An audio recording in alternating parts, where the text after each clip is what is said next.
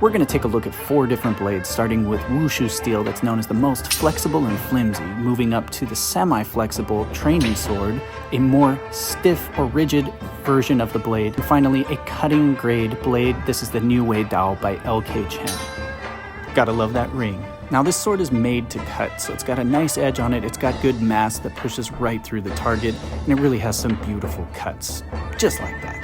Let's take a look at the more rigid sword. It doesn't have an edge on it, but with all the mass behind it, it still chops right through the apple. With the semi-flexible blade, it still has enough mass behind it and a thin enough blade that it can still cut through. When it comes to the Wushu grade steel, it is so thin towards the tip it can bend almost completely, and that's actually what allows it to cut through the apple.